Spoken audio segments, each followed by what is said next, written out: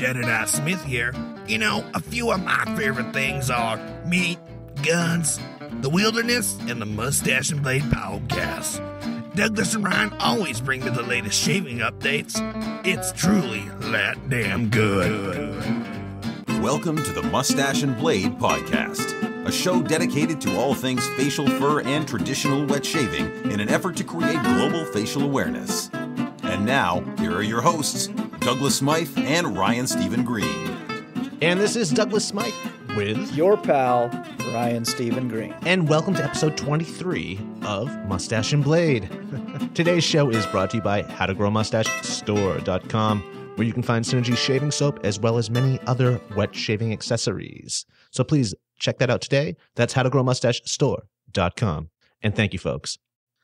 If you would like to get in contact with either Ryan or myself, you can reach me, Douglas at MoustacheandBlade.com, or Ryan at Ryan@MoustacheandBlade.com.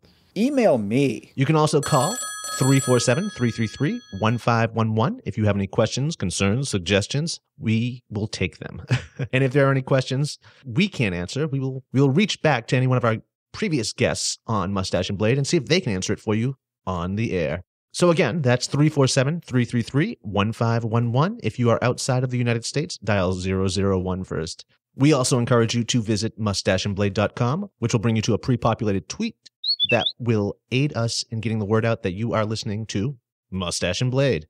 And for this week's Wet Shaving Forum shout-out, I would like to give a big hoorah and bravo to the Razor and Brush community over on Facebook. For all you looking for another or yet another forum or community to join, please check out Razor and Brush. This is run by Zach Pravitas, and I hope I'm pronouncing his name right. I'm really bad at, well, Greek, as most of us are. And I'm pretty sure that I'm not mistaken when I say that's Greek. God, maybe I'm bad at identifying last names as well. Regardless, it's run by Zach. Zach's a really great guy, stand-up gent. So if you're looking for yet another community to post your shaves of the day at, learn a little more about wet shaving, or share what you already know about wet shaving, please check out Razor and Brush. And tell Zach I said hey. And now for today's show. Today we will be interviewing Robert Lathrop of Rose City Groom and Shave. It's a cool little blog on, well, male grooming and wet shaving, everything that we can get behind. And Robert has a lot to say about that, so we'll be catching up with him a little bit later. Before that, we will be hearing once again from the Razor Queen, who is once again on the scene doing a small interview for us. And then there is more Shaving Made Easy with Ryan Stephen Green, to be had and to be heard. And lastly, but actually firstly, will be one more quick wet shaving tip from me, Douglas Smythe. So with all that said, let's get on with today's show. Shave on! Hey, and welcome back, folks, to another quick wet shaving tip with Douglas Smythe from HowToGrowMoustache.com. Today, we are going to be rolling up our sleeves and constructing a recyclable blade bank. Yeah, that's what I said, recyclable blade bank. And some of you may already be doing this, but for the noobs out there that don't yet have a blade bank and are interested in responsibly taking care of their disposed blades, this is for you. First off, there are quite a few antique collectible blade banks floating around. The only problem is once they're full, you still have to dispose the blades. So you can go that route, but if you want to take it up a notch, try this.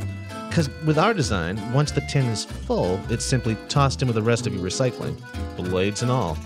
We also provide a really handsome Victorian identifying label. It serves as a decorative piece in the bathroom next to your shaving kit, while at the same time it sends a warning to the recycling company when they are picking through your empties.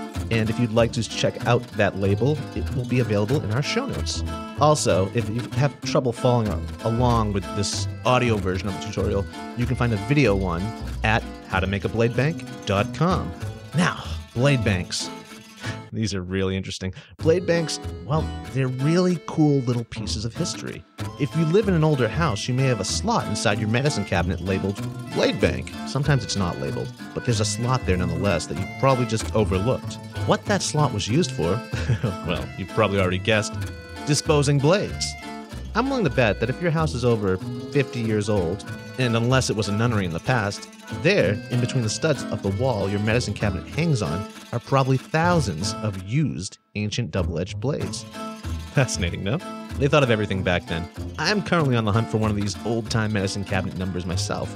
But until I find one, I'll be happy with this cool little canister I've concocted as of yet. And I hope you will too.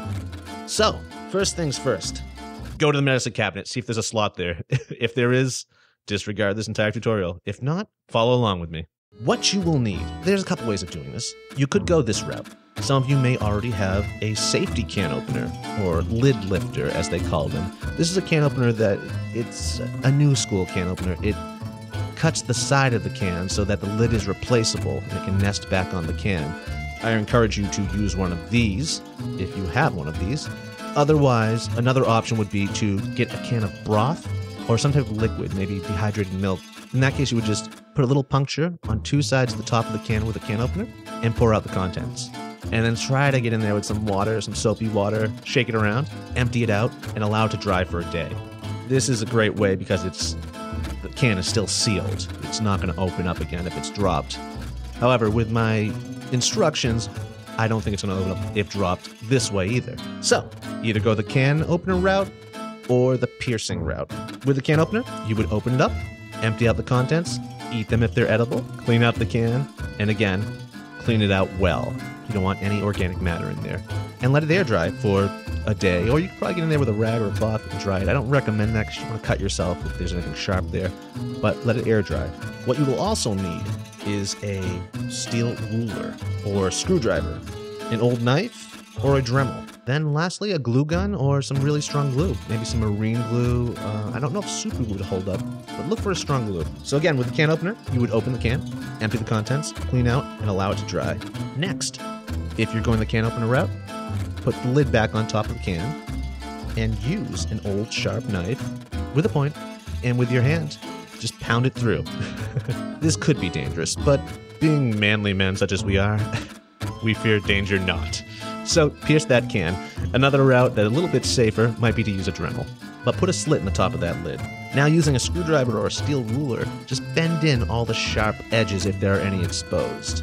Now remove the lid, and with an old double-edged blade, slide it through. Just drop it through, see if it goes through seamlessly. If it does, excellent. If not, you might have to go at that slot a little more with the screwdriver or steel ruler. Now it's time to glue the lid back on. You can opt to use a glue gun, in which case you would have been heating it up by now, or a strong glue. So touch up the sides of the can with the glue, and then press that lid firmly back down. I recommend putting something heavy on top of that and allowing it to dry for 10 minutes. I chose to use a weight. I think it was a 1 pound or a 2 pound weight. Rested that right on top, and that worked out rather nicely, might I add. Once it's dry, scrape off any of the dry glue from around the outside of the lid. And now, if you choose to, you could print out the label we provided for you down below, which adds a nice decorative Victorian-style identifying feature. It'll look a little bit nicer next to your shaving gear, and it will also identify itself to your recycling man. So really, that's it. When the bank is full, cover the slot with tape, and just toss it in the recycling. And that is how to make a blade bank. Again, there's a video below in the show notes. You can also find the same tutorial at howtomakaebladebank.com. And that's not it. I have one more little quick wet shaving tip I want to get in there. As some of you may know, I just received a new brush from Zen Shaves Robert Carey, and it is beautiful. It's a Best Badger 24mm custom handle. I can't say enough good things about it. It feels phenomenal on the face, creates a wicked lather. And using this, I just go into like review mode. I start doing the face lather, I start doing a scuttle lather, I start doing a mug lather. I really jump it through hoops. What I did notice, granted, I am using this for face lathering. It just works really well. But what I did notice with the scuttle or the mug, and you may notice this too if you are a scuttle or a mug lather, that the sides of the handle will bump up against the mug, which isn't bad depending on what your handle's made of. This is a beautiful decorative handle. I don't want to damage it, so I was a little concerned. What I did, and what works rather well, is created what I call a brush bumper. What is a brush bumper? Well, you're about to find out. For any of you New Englanders out there, you may get lobster in the summer. We love our lobster, it seems. The claws have those elastics around them. That was the first place I saw these elastics growing up as a child, and I used to call them lobster claw elastics. Since then, I've seen them on vegetables as well. Broccoli comes with these same fat, small elastics. What you do with that elastic, once it's clean, is wrap it around the widest point of your brush. And now when you're mixing up lather in a scuttle or in a mug, the rubber serves as a bumper, and you're doing zero damage to the handle at all. Granted, these handles, they are custom, really well done and shellacked, and pretty much meant to last a lifetime. But I love this brush, and I don't want to take any chances. So that's why I've come up with this. Even after the fact, after I'm done lathering it with the scuttle, I remove the elastic. I don't want moisture to get under there or gunk to build up around the handle. But when I'm using it in the scuttle of the mug, the elastic goes right back on, the widest point, and then voila. That's a brush bumper, folks. It may seem kind of petty, it may seem kind of trivial, it may seem like I'm overreacting, but it really gets the job done.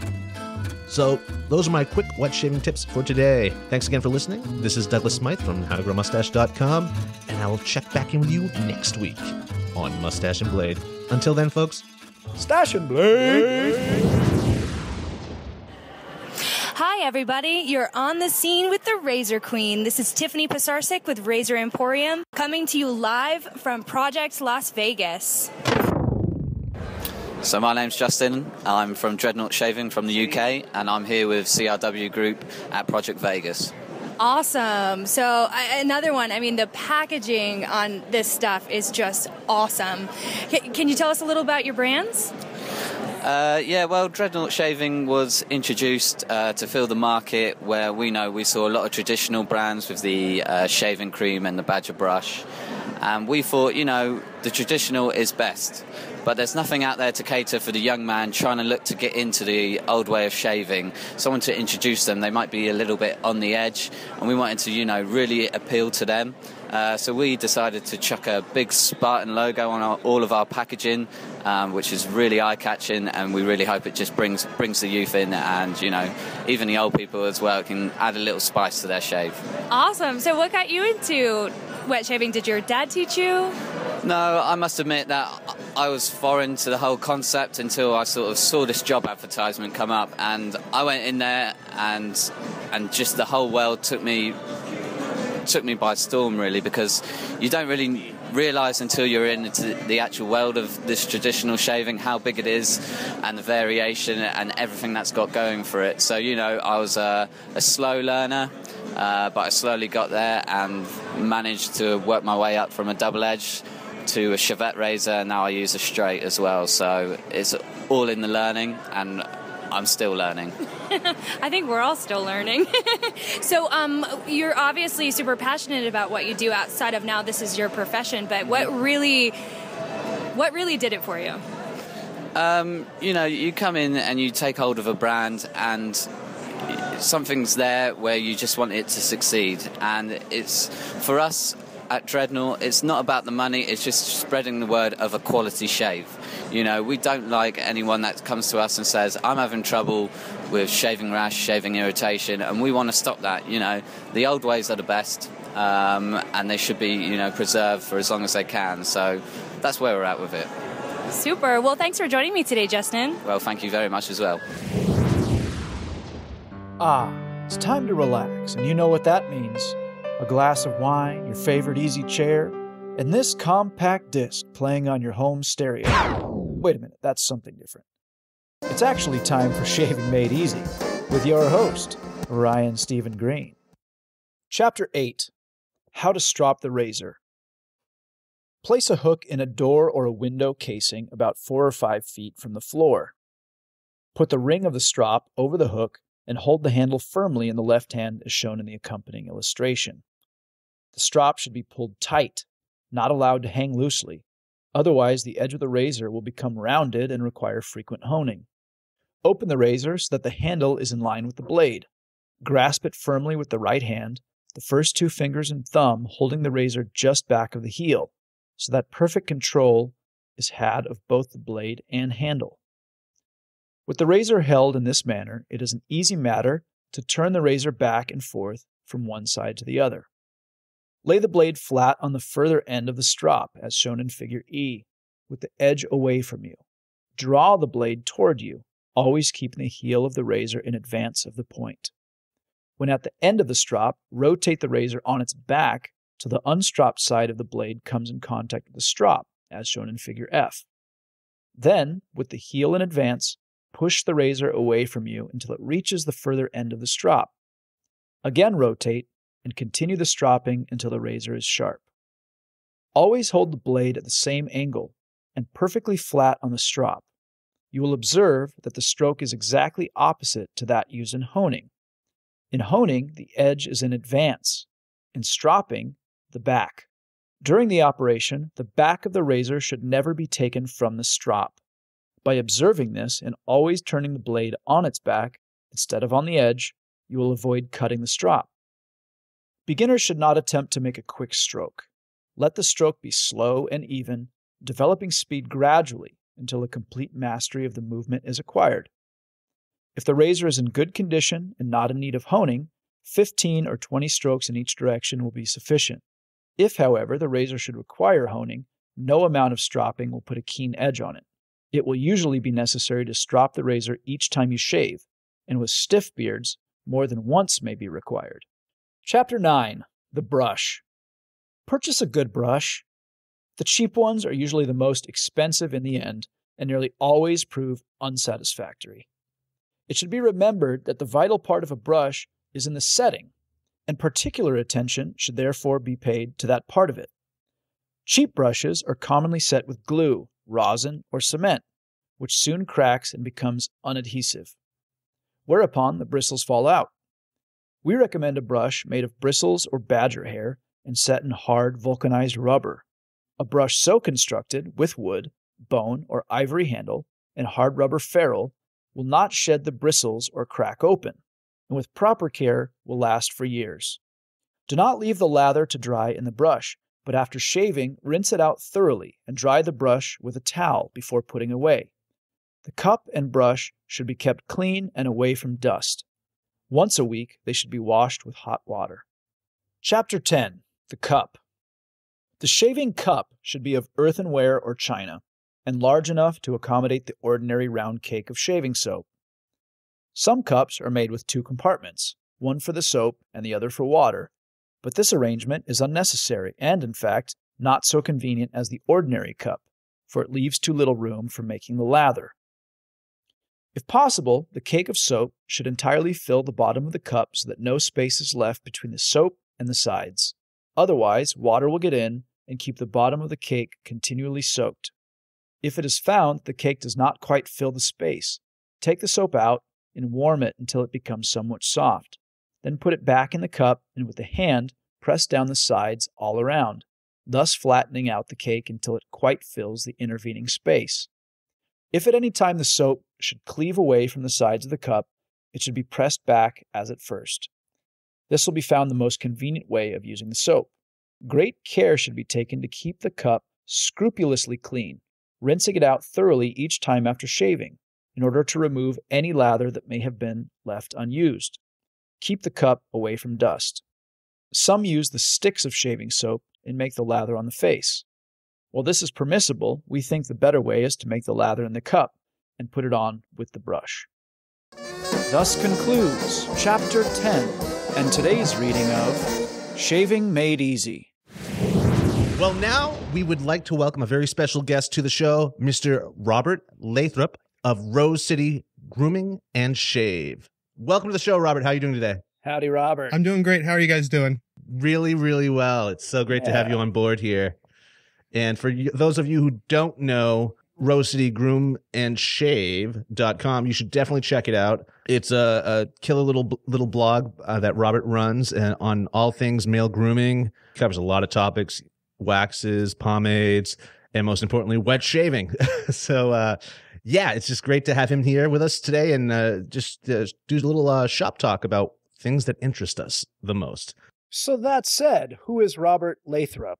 Introduce yourself. I'm out of Portland, Oregon, hence the Rose City, and family man. I have 2 kids, another one on the way, and I work for a living. I do property management, but I've been obsessed with grooming since probably junior high, and then found wet shaving about 5 years ago, and then that really spiraled out of control. So I decided to start a blog about it, and hence I'm now good friends in the community with a lot of different people who have the same obsession. So yeah, it's been a really really fun journey over the last year. Junior high is already a treacherous time. There's plenty to be made fun of without being into grooming. What was your experience of junior high like? Well, it was basically necessity is the mother of invention. I looked at grooming as one of those things where I never felt like I was a great looking guy, but I knew that if I smelled great and I had great grooming, girls always commented that I had cologne on, that kind of thing, and they always wanted to be near me, so it worked out great. Nice. It's a win. Yeah. No, absolutely. Do you remember your first shave? That's a good question. It was definitely with a cheap Bic razor, and actually it was a pretty cool story. My dad got me my first can of shaving cream, but he went as far as to get me one of those plug-in electric shaving cream heaters. Oh yeah. Yeah, he actually went on. What? Yeah, I've never even heard of this. Yeah, it's like you basically screw the can into the little, I think Conair makes them still. You put the shaving cream in there, and then it heats it up as it comes out, and you plug it into the wall. And he went out on Christmas Day to 7-Eleven and got me like a cheap can of like Barbasol or something like that. And that was really what I used, one of the first times I ever shaved. But I remember having like one of the classic blue Bic plastic things. So wasn't anything exciting except for the fact that my dad went to those levels, That is terrific. That is actually really I've cool. never even heard of that. Looking back, I looked at it as, how did he know that, the heat and everything? Because he actually uses to this day an electric razor. So he never really was into shaving or anything. It was more of like most people, it's more a necessity for anything. So That's interesting that he even went that road. Yeah. Yeah. So he's an electric shaver too. I hear this time and time and time again. It's really funny. In fact, most people we have on the show, their dads are electric shavers. I think it's a generational thing, because it's that bridging the gap when technology was the coolest thing in the world. And by that time, my dad was he had me, it was 1982. I mean, it was all about the cool electric razors. They were getting better and better than they were before. So, I think that's mainly what it was. Everything needed to be digital and electric. So Yeah, I was never a fan of those things. They just pulled the fur right out of my face. yeah, It just pulls your hair. That's my only experience. I've never had a good experience. Like, damn fine shave after that. Every time Yeah. it's not pulling all of them. It's just like here and there. It's tugging. It's really tugging the fur out of your face. So I don't know how these guys use them day in and day out. It only took me once to go, oh yeah, no. I remember when I had one that I got in high school, it's one of the first like wet, dry ones you could actually shave in the shower. Yeah. And I had the gel pack on it. But even then I had like a strip of red across my neck that was just like on fire. And I mean, I thought that's just how it was supposed to be, So many people do. So how did you stumble into the wacky world of wet shaving then? I've noticed this with a lot of people who are into wet shaving now. But for people who aren't aware of it and we're trying to help them, it basically started again out of necessity. I was so tired of paying for cartridges. I mean, it was getting ridiculous. I mean, I was, trying to find them at Costco, and even still for the price per blade was just outstanding. And I stumbled upon a site that is rarely maintained anymore, but it's called retrorazor.com. And they sold old, like these Wishis through Amazon. And that was my first razor, was just a Wishi. And it was basically price based. And I gave it about a week to try, and I almost threw it in the garbage. And then I discovered Mantic 59. He taught me how to shave, and I've been doing it now for almost 6 years now. Great. Yeah, that's another story that seems to be reoccurring on the show as well. That's wonderful. Well, I want to talk about the Rose City for a second, actually, because, I was born in and I grew up in Los Angeles. Mm-hmm. I live in Los Angeles currently. The only place in the world that even comes close to the feeling of home that Los Angeles is for me is actually Portland. Mm-hmm. It's because I have family up there. I have friends up there. I've been going up to Portland since I was probably about 5 years old, summers and winters and family visits and all that kind of stuff. And so Portland has that feeling of home to me, home away from home, I guess you would say. Portland is a place that is hip. You know, Portland is it's well known now. Yeah. Right. Can you talk about the scene, the wet shaving scene in Portland, and what vestiges are there? Can you walk out in public and see things? Do you hear about it? Do people know about it? What's the temperature in Portland? Yeah. What's the wet shaving temperature? The temperature is cold out here, I'll be honest. And the reason being is beards are king in Portland. I mean, you got to have a beard if you're in Portland. To shave is actually you're unhip if you shave. That being said, there's a lot of great barbershops that have been setting up shop lately, so to speak, and they're really turning Portland around back to the whole gentleman look. I mean, I've seen a lot of like Modern Man, for instance, here. They have 3 different locations, and just through their Instagram, I've seen people get rid of full beards and this long hair, and all of a sudden they look like they're out of Mad Men or something like that. And it's really cool to see, especially from my perspective, just because it's not that I mind facial hair, and actually I don't mind beards at all. It becomes where everybody has one, or the worst is when you try and have one and you don't, and then you keep trying, and you know, it just looks unkempt. You know, it's different if you have a full, you know, thick. So wet shaving is still very new out here. One thing I've realized is, I guess with any trend, whether it's the trend, I think that I notice it the most in actually is women shaving, or not shaving, but women cutting their hair really short into a pixie. Yeah. Oh yeah. This doesn't work for every woman. I mean, it's a very, I imagine it's a very, very small percentage of women that actually look good with a pixie cut. Right. It's very extreme. You know, same thing with a mustache. Not every guy looks good with a mustache. Not every guy looks good with a beard. Like, some guys just don't have the growth pattern to sustain it. It can never look anything but scuzzy, I guess. Right. So how does it feel for you to be like so far ahead of the curve, the grooming curve, in a hip place like Portland? Do you just like flaunt that at every party you go to, or what? Yeah, pretty much. I think, again, it's one of those things where, you know, I kind of stand out because I do shave. But at the same time, I sometimes I do wish I had a beard or were able to grow one. I mean, I can't. I mean, I have very sporadic facial hair like a lot of guys do, and I just choose. Plus, also, for me, it's also kind of an OCD. Like, I have to be clean cut, haircut, shaved, and I've been like that my whole life. So it's just not me also. That's the biggest thing.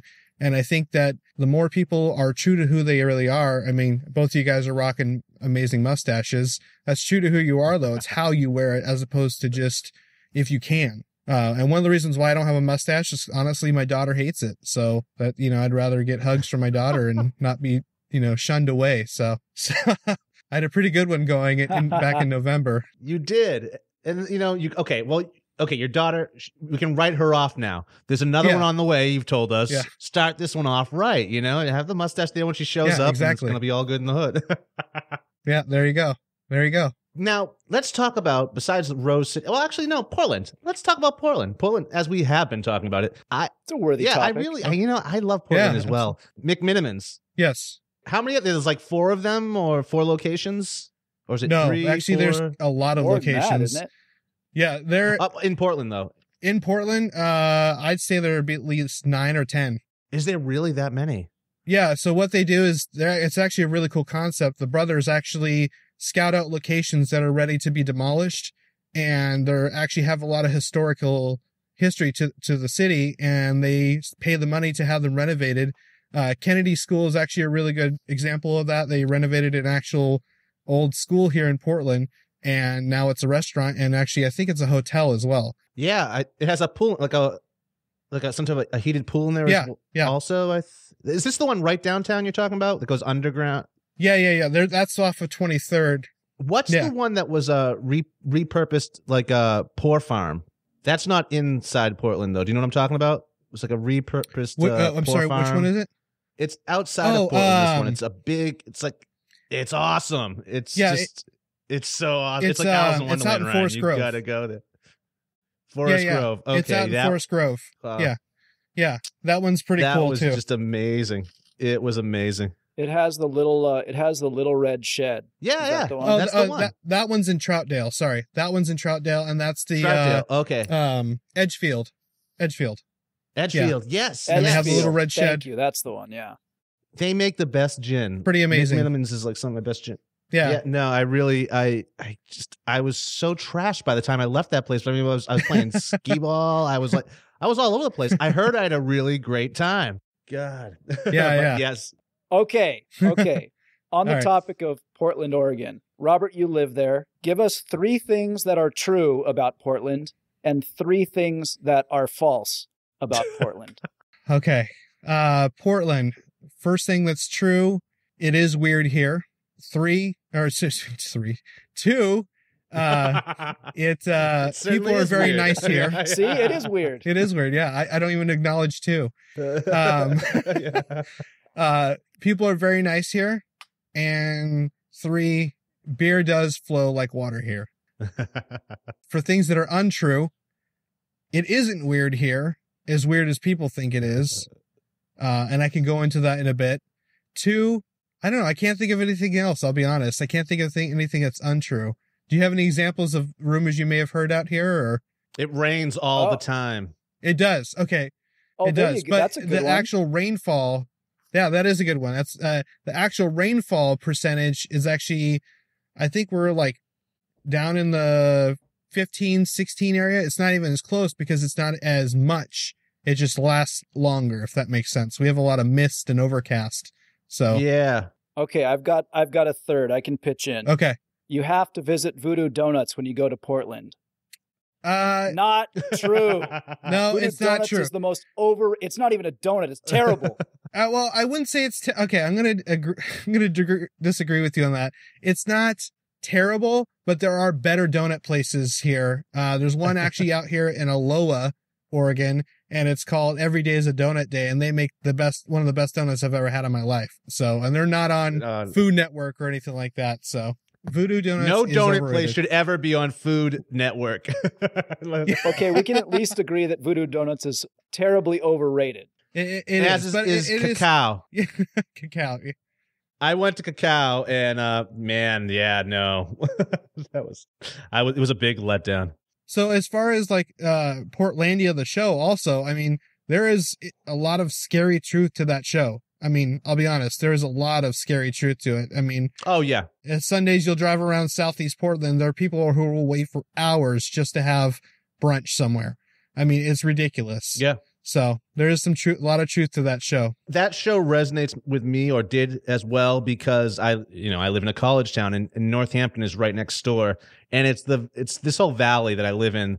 The Happy Valley is what they call it. It's the same vibe. Any college town will share that same like Portlandia vibe, I find, and it's just it is so true. Shell art is over. We share kind of a kinship because Portland originally was supposed to be called Boston, Oregon. It was actually decided by a coin flip between a guy who was from Portland, Maine, and a guy who was from Boston. And on top of that, the reason why, I don't know if you know this, but the show Leverage is filmed here, and it's because Portland's layout is the same as Boston's. It's the same That is weird. architecture, I too. did not know that. Nora, Well, I did feel at home Yeah. there, so that could be it. you're looking at the Yeah. butt of it now. Cream. That is a loud chair. Cool. I'm glad you got the quiet chair. yeah. Here, this chair that I am sitting in. I don't know how much you can see of it. It's a rocking chair that apparently came down the Ohio River in like the 19th right, well, century. Sounds like it floated down. It earns the right to be creaky then. So, Robert, with the creation of the blog and, this more of direction heading in like the wet shaving realm area, where has wet shaving taken you? I mean, what have you seen along the way? I mean, did you end up with rad or sad or bad or anything other type of ad in the process? Let's talk about your daily shave. Let's talk about all this stuff. Like, what is wet shaving to you? Let's do this. So, okay. So wet shaving to me is, to sum it up, it's my time. It's, I have a very busy schedule. I try and really be there for my kids, to spend as much time with them, and my job, I want to make sure that I'm there, but it's that 15 minutes a day that I take that I'm like, Ryan, you mentioned it in one of the first podcasts. It's that Zen. It's that Zen like experience where you just kind of like, you're in another world and it's very relaxing. And it's something I'm going to do anyway, so why not do it really good? As far as the blog goes, it was one of those where I got really tired of boring my friends, and because they couldn't care less, it's just shaving to them, and they just didn't get it. So I had to find some sort of outlet, and I just started the blog, and absolutely in love with Portland. So I had to include Rose City on it, and hence Rose City Groom and Shave was born. Nice. Robert, you and I have talked in the past, bouncing back and forth, what it was like shaving back in the day. If it was the same or done it with the same passion that it is today, and same gusto. And I remember you were talking to an old fella about this at the time. I can't remember the story exactly. Yeah, so I do property management, and we actually had a Pearl Harbor survivor who lived here, and it was one of those things where they use the right tools, but I just don't think that they really looked at it the same way as we do today. And I think it's basically because they couldn't. They had it, it was just they got to do it because they got to do it. Same mentality as a lot of people have even today, but they just had the better tools. They just didn't. I don't think they realized it. It was common. Yeah, there was nothing to contrast it against. Exactly. That said, after talking to Nick Shrout last week, he made me think about something. The reason why his grandfather stopped wet shaving was the bottom dropped out. They stopped producing blades. He couldn't buy, so they were forced into this, so there's that element too. So one, it was just something you did. Right. And two, it evolved into something else. And and it makes me wonder just the way it's going now, as you said at the beginning of this interview, and as most people say, what and how they came to wet shaving was, well, first and foremost, it was the uncomfortable shaves they were getting from the cartridge razors. But more importantly, it was the price, the dime, which usually changes everyone's mind with everything, And so that said, do you think it's almost intentional that now they keep raising up so we would be forced to go in this direction almost? Is that wacky? Were they anticipating this? I actually agree with that. And the reason why I'm saying is because everybody who is new to wet shaving, their first go-to is Art of Shaving. And it's because they have really nice looking storefronts. And I kind of have a love-hate relationship with Art of Shaving simply because of the fact that I believe that they're overpriced. But the main thing is, if I could speak so plainly, or boldly, I should say, it's wolves in sheep's clothing, because Art of Shaving is owned by Gillette. Right. It's one of those things. Yes, it's also, I was actually watching one of Nick's videos before this, and he was bringing up the Microtouch 1. And yes, it's giving exposure to wet shaving, which is great, but it's also, I haven't tried it yet, so I can't say, but everybody says it's like a Weishi razor, which is not that great of a razor. So it's a double-edged sword for sure. But I think that there is a lot of truth to what you're saying, because they're kind of scooting you along. They're marketing towards, all this different type of grooming now, and it wouldn't surprise me if that were the truth. So. Yeah, no, I think it's interesting to just at least consider the possibilities. Because these guys have all the money in the world to put in all these different studies and whatnot. They're not that dumb. So it's like, are we again, being, sent down into this, now let's get all like, okay, no one's doing wet shaving conspiracies yet. I think we might have just hit the nail on the head. You feel like they're corralling us back into the old ways, like this is what they are projecting for the future, so they're the first ones there. They're the ones selling all the product and corralling everything that way. And I think a lot of this might be coming out of the fact that it's almost 10 o'clock here, ladies and gentlemen, where I'm at. But for those guys on the West Coast, they just got out of work. I get really paranoid and conspiracy theory around this time, and usually I'm watching I don't know, Almost Human or something. So forgive me if we're taking this in a weird realm, but I want to go there. It would make sense because, again, they have nothing but profit to gain, and there's been a big enough movement, obviously, to where now, in one of our local malls, Art of Shaving just set up a brand new store. In downtown, they have a store that's only less than a year old. So it's clearly, wet shavers that we are clearly making a big enough dent in their bottom line to where they're going to want to make it other options available, basically. And then for the people who don't know, about like Taylor of Old Bond Street, that's half the cost of Art of Shaving's same shaving cream, they'll spend the $40 for the tub instead of the $15 where they could spend on Amazon. Or actually, I should bring up Synergy. They should be getting that stuff. And that's the best. And again, not to segue myself here, that's the reason why I started the blog. I get so frustrated with their view of shaving is what's on the shelves at Target or what's on the shelves at Walmart. And they don't know about how many true craftsmen are out there that are making far superior products than anything you can buy in the store, including all natural grooming natural food stores. So that was another big thing. Obviously they don't have the budgets that Gillette has to advertise. So it's going to make it a lot harder, but yet they make a better product. And and now hearing that, this is how my mind's working right now.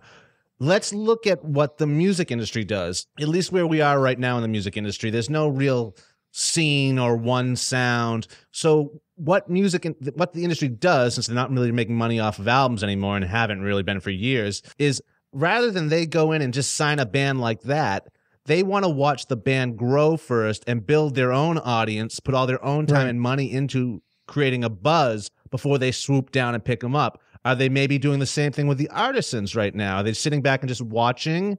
And are they going to eventually scoop that? You know what I'm saying? No, I mean, Is Douglas all the work's Smythe on done for the them. radar, perhaps?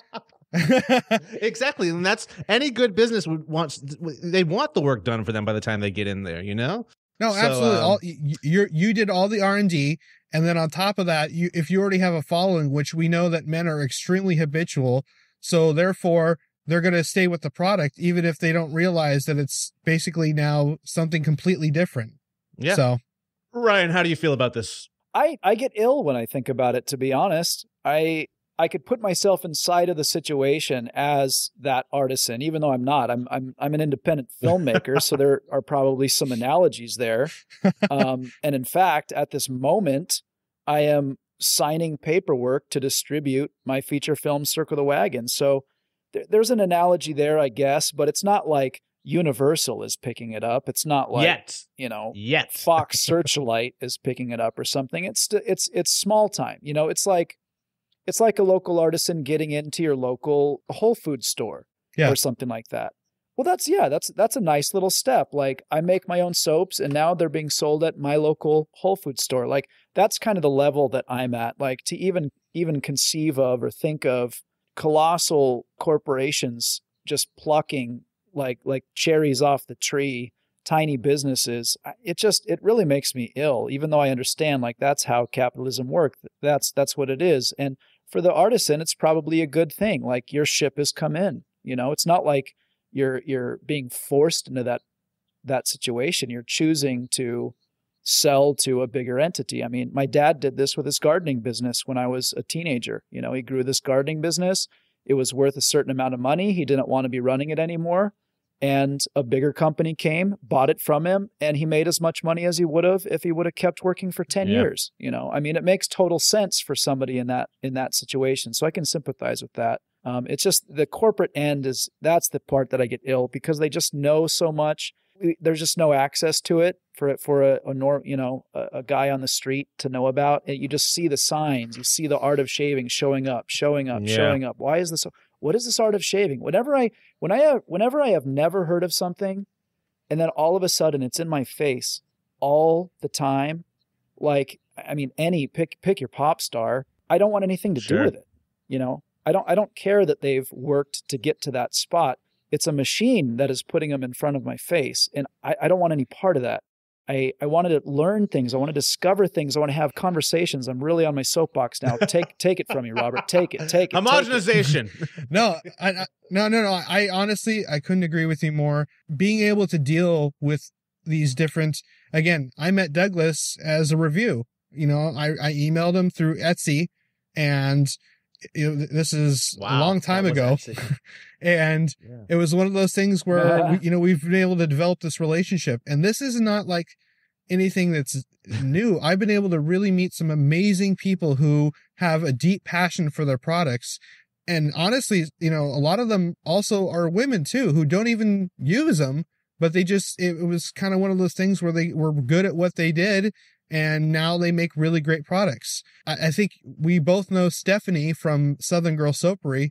I mean, she obviously doesn't shave her face, and now she's just getting into wet shaving, for her legs, which, it's one of those things. She made a really great product, but she didn't even, from what I understand, she didn't even use it until recently, for herself. So, again, you develop these relationships with these great people, and I want nothing more to see them succeed. I agree. Otherwise, it's just, it just gets ugly.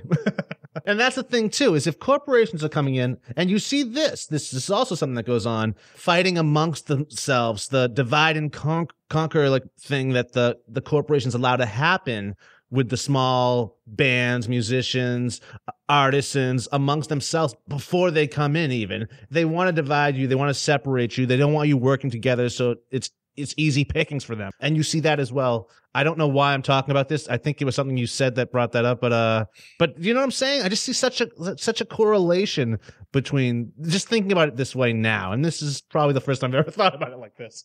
Well, I mean, so here's a good way to think about it. There's obviously motorcycle manufacturers out there that make a good product. There are motorcycle manufacturers who make a great product, but they're small time. They can only maybe produce 2 or 3 bikes a year, if that. It's a prime example of the fact that you would rather get, and sometimes they're actually end up, even though they're like a custom bike, they can actually be cheaper than if you bought like a brand new Harley Davidson. And there's something to be said about that. I mean, you could go into any Harley Davidson shop, and I'm not trying to pick on Harley Davidson, so I want to make that clear. But I'm just saying, you can go in and get a $25,000 bike, brand new. It's all sparkly, but it's also been made somewhere else. Or you can meet the guy who just made your bike and it costs you $15,000.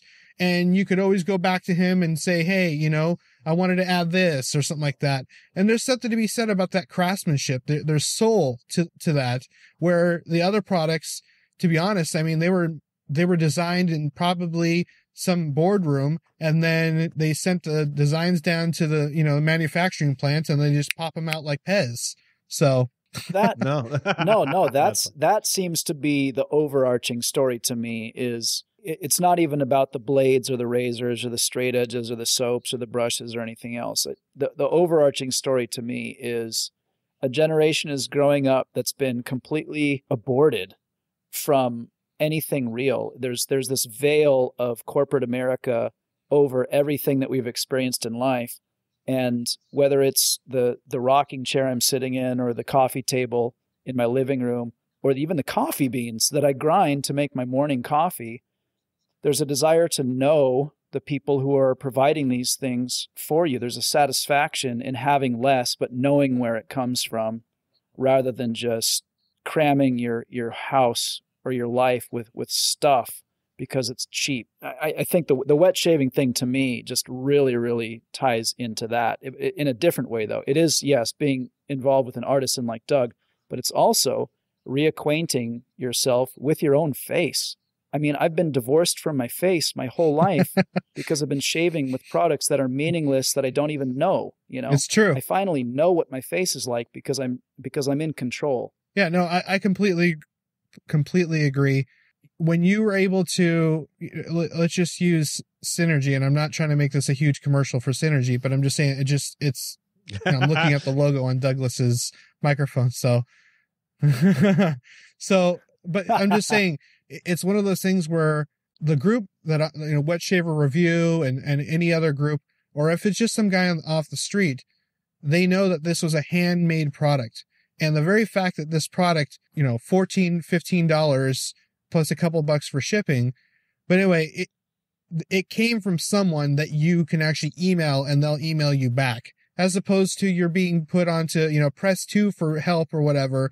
There's nothing to that. It's very robotic. And I'm glad to see that there's been a huge movement to have artisans shine through of all of the rest of whatever else is out there. I mean, if it comes out of a can, it shouldn't be on your face, and the very fact of all, the idea of all natural grooming, or, semi all natural or whatever. I'm just saying, it's at least if it's made by a person as opposed to being squirted into by a machine, there's a huge difference there. It really does give you a sense of ownership, I guess, in a way. Connection. Yeah, Yeah, there you go. That's a better way to say it. Not ownership, connection.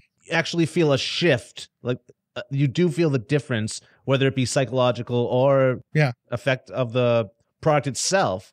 There is definitely a noticeable difference with that knowledge, knowing that it was made by hand, locally, or maybe not locally, but organic, all natural. Sure. Yeah, at the end of the day, it does feel better. And if you only feel as good as you look, or that's how it goes, right? Yeah. Then that's what it's all about, right? Well, I mean, there is something to be said, though. I mean, like, we've heard about that barber who cuts hair for the homeless, in the park. And when you feel human again, you honestly feel like you could take on the world. Whereas, if you just kind of feel like you're just kind of going through your mundane routine, you get in that rut, and that's all there is to it. But when you have something where you look forward to it, and again, maybe we're the rare ones, but I mean, I look forward to shaving now because it's something it's the aromatics of it. It's the process. It's the time where I could sit there, and I obviously have to be careful because otherwise I'm going to, slice my face open.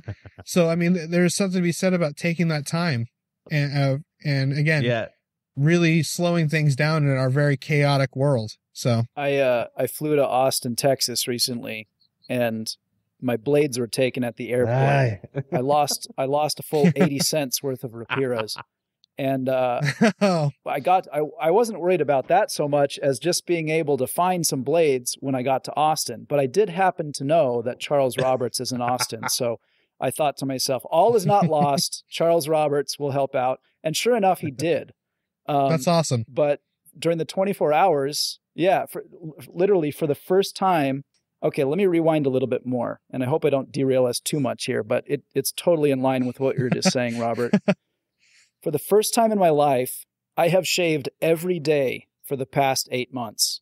That's never happened before. Ever since I started shaving. There was one day I missed my shave, and it was the day I arrived in Austin because we got there late and my blades were taken at the airport. So we went to CVS that night. This was me, my friend Charlie, went to CVS, and of course they have their blades there. And I was like, you know what? I want to meet Charles Roberts face to face anyway. I'll just wait for tomorrow. I can handle it. I go one day without a shave, But Charlie, my friend, made the comment, "You're addicted to shaving." And I didn't respond. I just filed it away. He's my best friend. He knows me well. And so I said, well, I'll consider it. So I just filed it away. And while I was shaving the next day, Charles Roberts graciously gave me a pack of Merkur blades for free. Nice. While I was shaving with my Merkur blades the next day, I was considering, am I addicted to shaving? Just thinking about this as I'm shaving, right? And I decided, no, I'm not addicted to shaving. I can stop anytime. If I was addicted to shaving, I would have bought the CVS blades last night and gone right to my hotel room to shave, right? I am addicted to the feeling that it gives me when I walk out of the door in the morning. And I've got a secret that you don't know, and I feel terrific about myself. I am addicted to that feeling in a major way, because I've never felt anything like that before, at least not around grooming. Right. Yeah. It's something you can do that you have full control over, literally and figuratively, in your life. And it makes a difference in your day. I totally get where you're coming from. I got an email this week from a man named Thomas. I would have handled this on the emails. We get emails. But I'm curious as to how you guys will respond to this, and if we could kind of chew the fat together on this. Oh, you got it open? Topic. You got it open? This is a letter? I got it open. Okay, right let's do it. This is for you, Thomas. Thomas writes, Ryan, other than possible vanity, what is the deeper purpose of shave of the day photos descriptions? Oh, my phone just turned off. And why should other people care? There's more down here. He says, actually kind of goes on a rant. Let's just leave it there. So the question is, what is the deeper purpose of shave of the day photos / descriptions? Why should other people care? He wrote that to you? Yes, he did. And I've done exactly one shave of the day photo in my entire life. So, Robert, what do you think? I think that why people should care is exactly because there are so many different companies and blades and combinations. There might be something that you may not have thought of. that's really the short end of it for me. I think that it gives you a different perspective, and you might like, oh, I want to try that blade, or I've never heard of that company before, because that's the one great thing about wet shaving is it's extremely customized. I mean, you can have 7 different products from 7 different companies, and that's your combination. It works great for you. Or you might have the same company. Everybody's different, and that's what I love about it. So that's my 2 cents. Doug? I think it's just, we are all so excited about this new thing. It's just such a joyous celebration that we want to share it with the world. And and there it is. I mean, we have a phone on us. There's the product. Take a picture. Look what I just did with this and this. And I tried what Billy said and that worked. And those blades suck. But I mean, I think it's that. I really think that's what it is. I hope that's what it is, and not some evil form of marketing.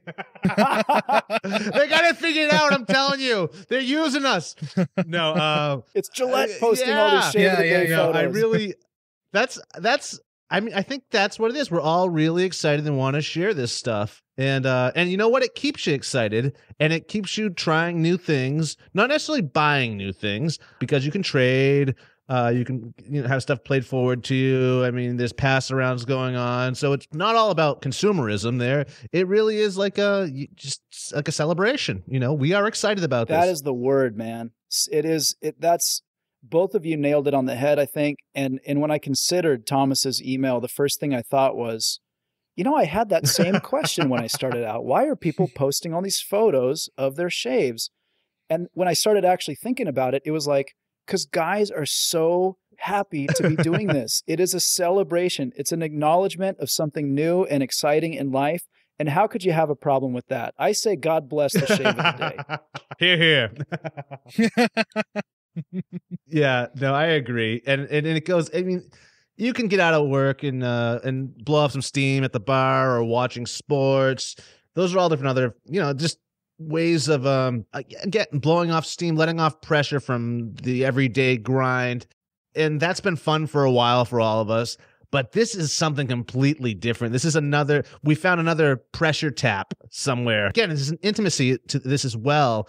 And in this in this online world and everything else, this is something that guys can get together and talk about. And it's not weird, Yeah. Well, if I could say one last thing about that too, is that we're in a society where we update everything. I mean, we're in the Twitter generation now, so it fits perfectly with, I bought a new sweater or I did a shave of the day. It's so true. So I hope that answered. It was Thomas. Was that his name? Thomas. Yeah. Thanks for writing. Yes, thank you so much, Thomas, for that. This is is this our first letter? This is our second letter so far, and we've somehow morphed it into the interview, which I actually think is a really good thing to do, man. We should start doing this a lot. And so write to us. So write to us. And so whoever we have on, we will definitely include them in the answer. And if we fail, we'll find someone else who can answer that for you. And with that said, Robert, so I know that you are currently working on a straight razor shaving series, follow you through the whole process. Can you tell us a little about that? Yeah. So since starting the blog, every time I bring it up or it's been brought up, it's the same thing. Oh, I want to get a straight razor, because it's a very trendy thing lately that, again, it's either beards or straight razors now.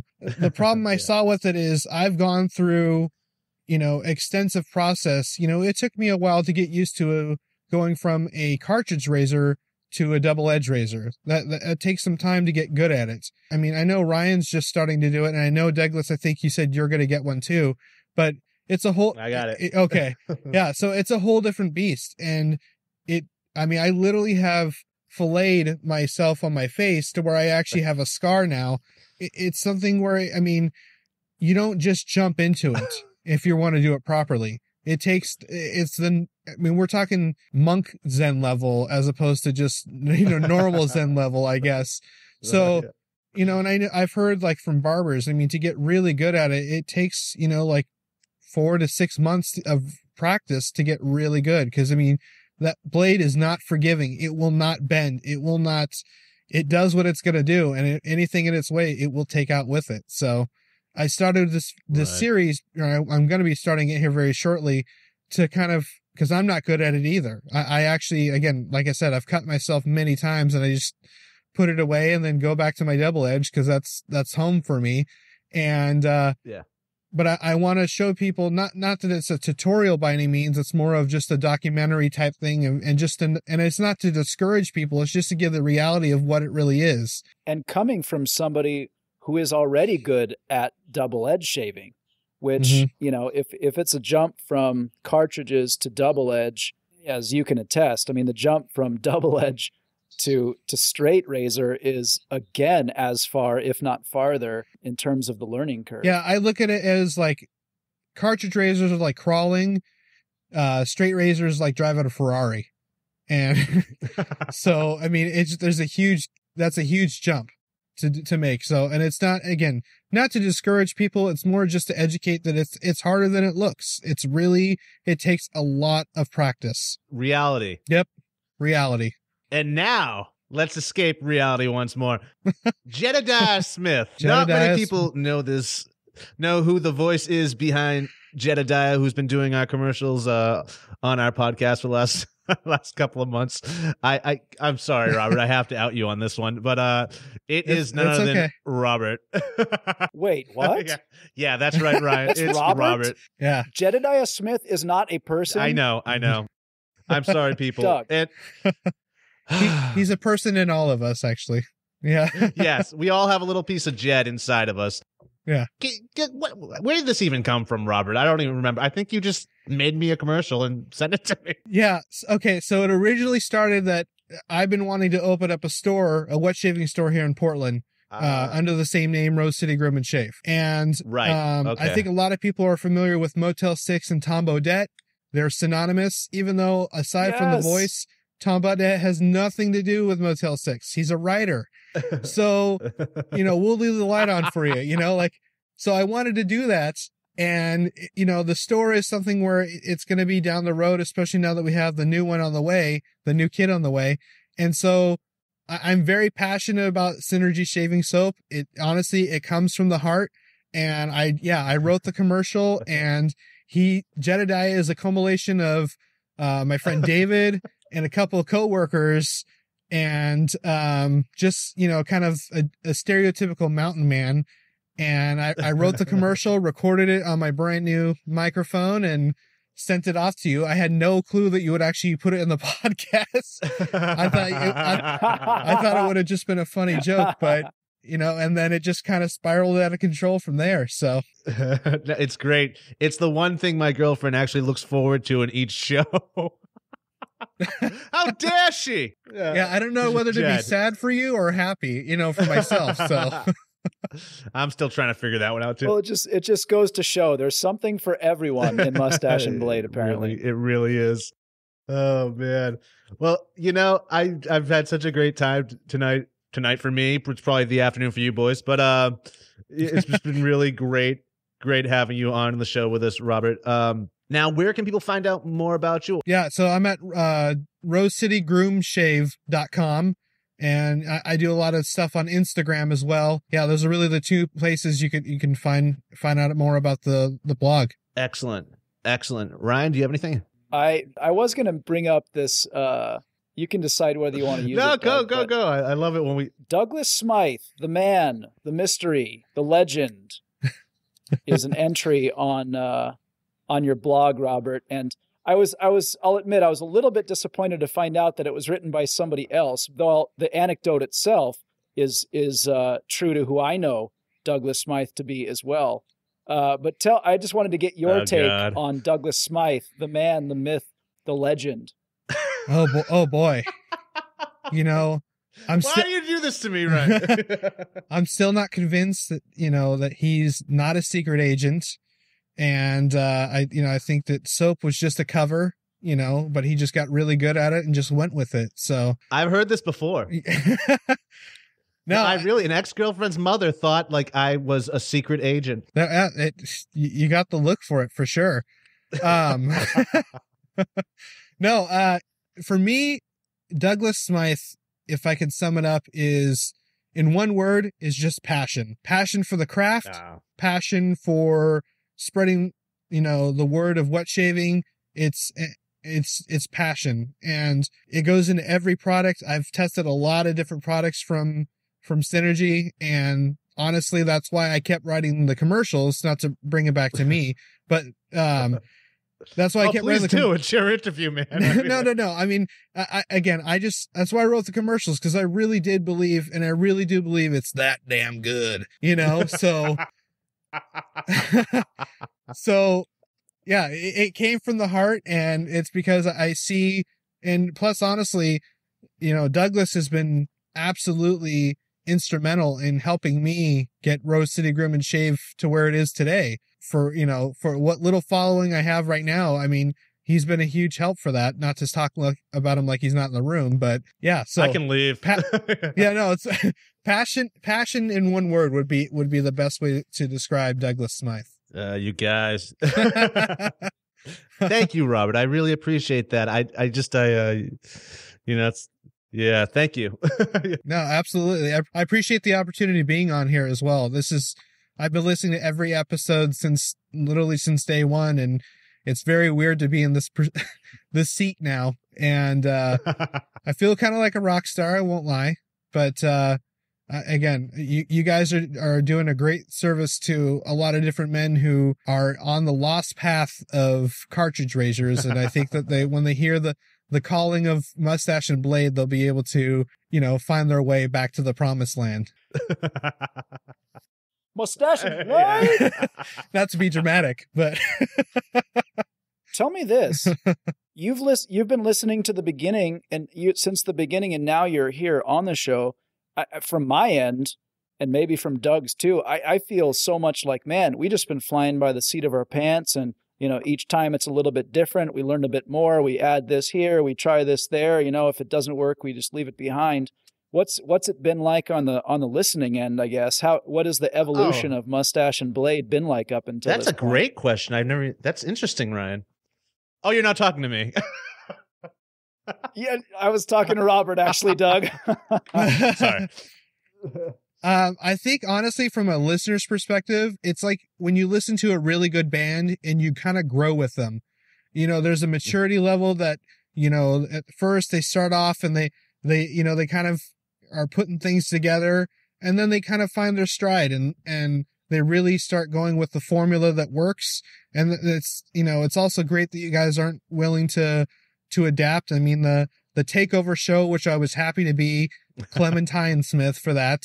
I thought that was a really cool idea, because it's, we don't want to leave anybody out per se. And I think that was really cool that you guys were able to adapt, but at the same time, the formula is still true and it works. So it's been a fun show to listen to. Thanks, man. All credit to Douglas Smythe on that God, takeover show. It's like a makeout session with Douglas Smythe today. That was his brainchild. He told me about the idea. He's like, "This is what I want to do." I was like, "Dude, go for it. Whatever it takes. Let's do it. I'll stand outside in my underwear in the Southern California sun all day long if that's what it takes." And man, it happened. Yeah, no, you guys are really good sports. The best part about this whole interview, is watching him get more and more embarrassed and blushing here. That's my favorite part of this right now. I gotta edit this. I can't, I gotta edit through this stuff, and it's like, oh, really? Do I gotta put that in there? Like, I mean, like, what are people gonna think? Nobody has to know that you edit it. Sure, we make a comment here or there to that end, but nobody has to know that you're the actual one doing the editing, right? That's true. God. They know. Well, again, it's been so much fun, Robert, and thank you for all the kind words, and thank you for spending this hour with us. It's just been I've had a really good, maybe we should do late night interviews more often. Well, late night for me. Yeah. I'm in a different headspace, man, So if anyone is interested in learning more about Robert, they should definitely check out Rose City Groom and Shave.com. There's always just great articles there. There's great reviews. Something for everybody. So please go over there, say hi to Robert. Also find him on Instagram. And I noticed that Robert also just joined How to Grow a Mustache G+.com. That's true. true. Right. You just joined the new Google Plus. Yeah. Did Ryan join that yet, however? Dude, I don't get Google Plus. I get notifications all the time that so-and-so is following me. So-and-so is plus one this. Well, I don't even know how I'm on Google Plus. I don't know what it is. I don't think I've ever left a comment or whatever. Ryan is going to join soon, but we're trying to build this community up. So once more, folks, that's howtogrowmustache.com. That'll take you right there. And before you know it, Ryan will be a part of this. He just tends to waltz into these places and take them over anyways. I don't even know why I try. I try to be discreet. We're really just like dragging this show out. It's like we don't want to say goodbye just yet, Robert. We have any more letters? Actually, yeah, I got like 5 I got a last bunch week. too. Thank you, Robert. And we will have you back on real soon in one way, shape, or form, be it Jed or be it you. Thank you. No, thank you guys. And again, this is really fun. I concur. You have been listening to the Moustache and Blade podcast. Thanks for listening, and please leave us a review on iTunes. Almost clean shaven, but hardly clean cut. Moustache and Blade.